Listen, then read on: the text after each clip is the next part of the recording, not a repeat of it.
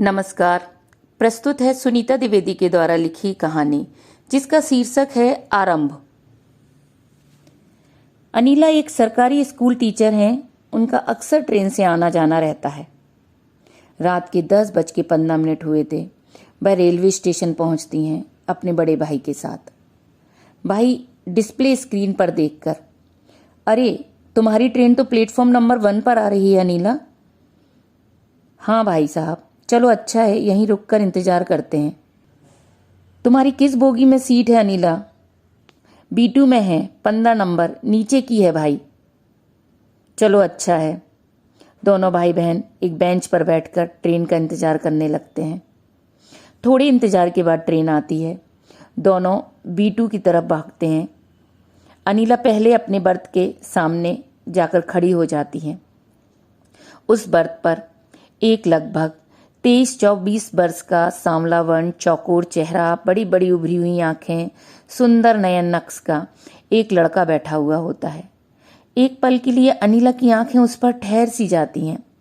उसी समय पीछे से अनिला के भाई बैग को सीट पर रखते हैं। अनिला कहती हैं, ये 15 नंबर सीट मेरी है। वह लड़का तुरंत उठता है। हाँ हाँ बैठिए, मैं अभी शिफ्ट हो जाता हूँ। सामने वाली लोअर बर्थ की ओर इशारा करते हुए कहता है, ये मेरी पत्नी है और छोटी बेटी है, इसलिए मैं बैठ गया था यहाँ पर। अनिला कहती हैं, कोई बात नहीं, और अपनी सीट पर बैठ जाती हैं। अनिला के भाई साहब, अच्छा अनिला, अब मैं चलता हूँ, अपना ध्यान रखना। ठीक है भाई। तभी सामने की सीट पर बैठी हुई उसकी पत्नी, केशव जरा राही का सिपर उठा देना, उसे पानी पीना है। केशव उठकर सिपर बैग से निकालता है।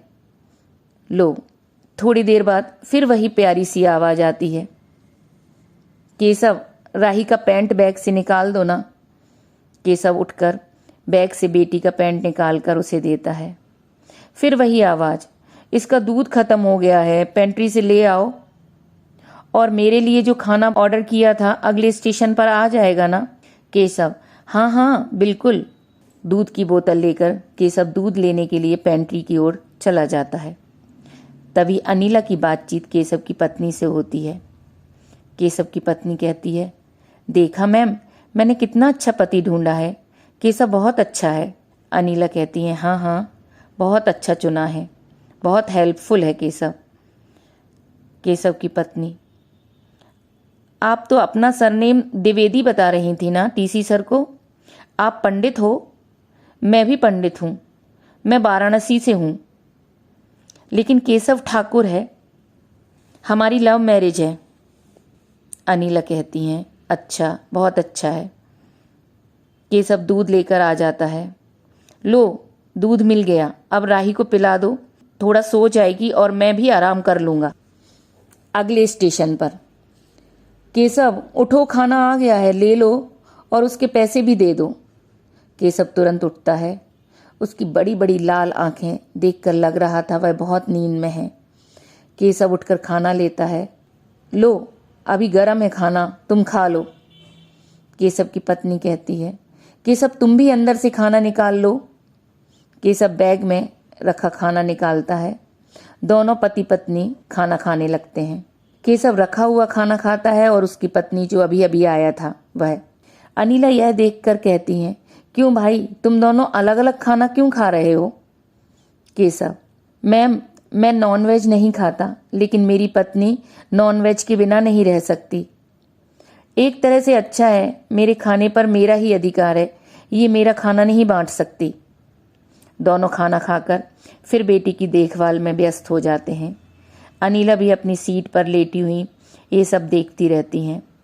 रात भर यही आवाज़, केशव उठो, राही को ले लो, रो रही है। केशव थोड़ा उठ जाओ, राही को खेलना है। सुबह वाराणसी आ जाता है।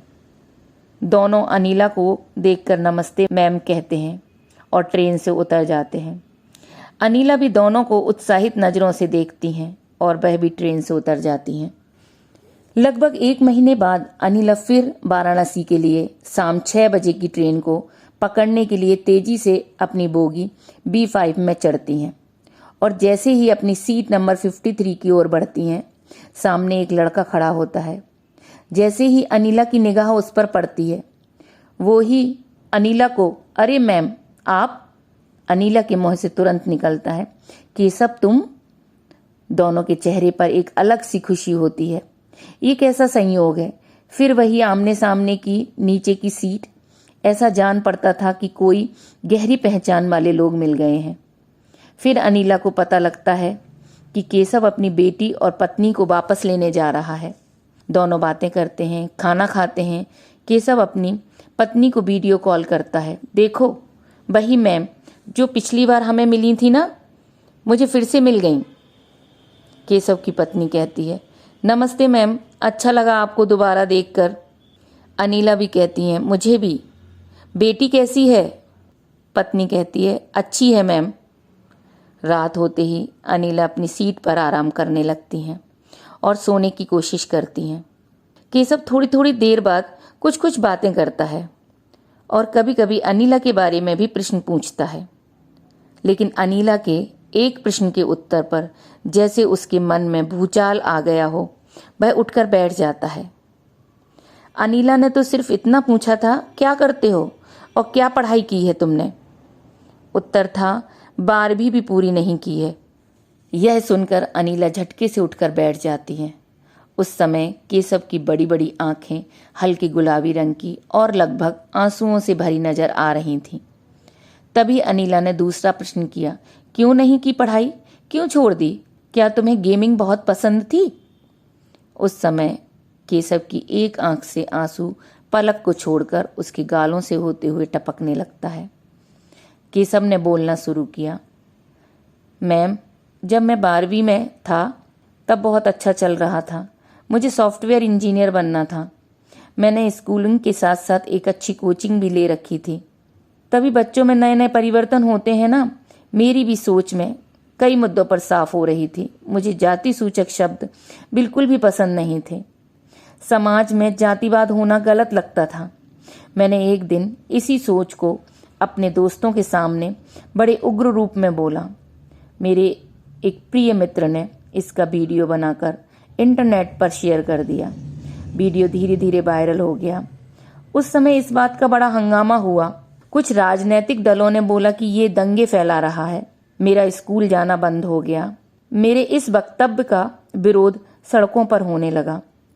6 महीने तक मेरे माता पिता ने मुझे एक कमरे में बंद रखा और आसपास के सभी लोगों को बताया कि मैं कहीं चला गया हूँ, घर में नहीं हूँ। मेरा मन पढ़ाई से हटने लगा और खाली समय में फ़ोन पर गेम खेलने लगा। इस तरह धीरे धीरे मैंने गेम टेस्टिंग की दुनिया में कदम रखा। जब चीज़ें थोड़ी थोड़ी सामान्य हुई तो मैंने पढ़ाई छोड़कर अपने पापा के बिजनेस में साथ काम करना शुरू कर दिया। केशव चुप हुआ तो अनिला ने उसके जीवन में ये बदलाव सुनकर पूछा, तुम्हारा कोई रिश्तेदार नहीं है केशव, जिससे तुम अपनी परेशानी बता सको, मदद ले सको? केशव के जीवन का एक और सच जिसे सुनकर अनिला स्तब्ध रह गई। मैम मैं अडॉप्टेड चाइल्ड हूँ। ये मेरे असली माता पिता नहीं हैं। मुझे गोद लिया है, इसलिए रिश्तेदार मुझे उनका बेटा नहीं मानते, ना मुझसे कोई मतलब रखते हैं। केशव के जीवन की परतों का लगातार खुलना जारी था। अनिला चुपचाप केशव को सुन रही थी। केशव की आंखों से आंसू गिर रहे थे। वह भोला चेहरा, बड़ी बड़ी आंखें और सीने में छिपा असीमित दर्द।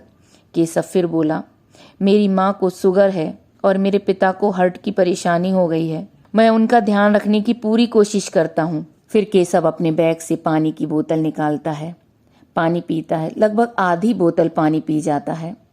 चारों ओर एकदम शांति। सिर्फ ट्रेन अंधेरे में तेजी से दौड़ रही थी।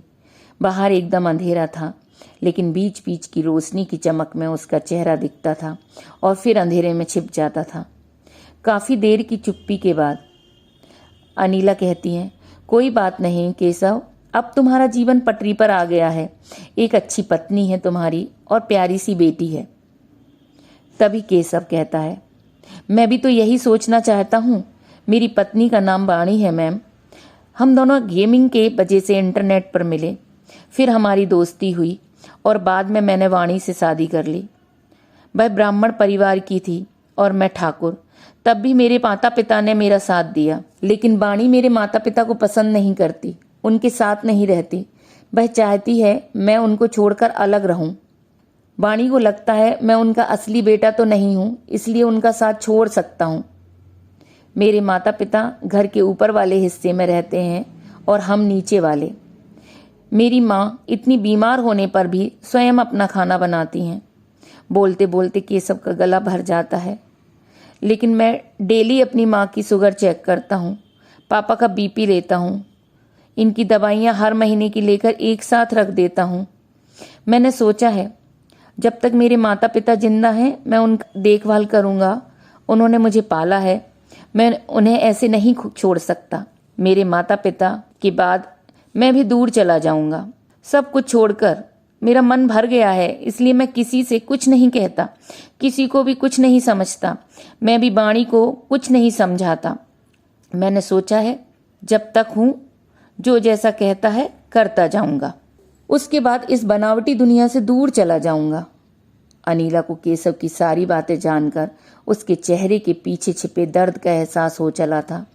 वह तेजी से बहते हुए आंसुओं को रोकने के प्रयास में लगा था। उसके बाद अनीला को लगा जैसे केशव का मन कुछ हल्का हुआ है।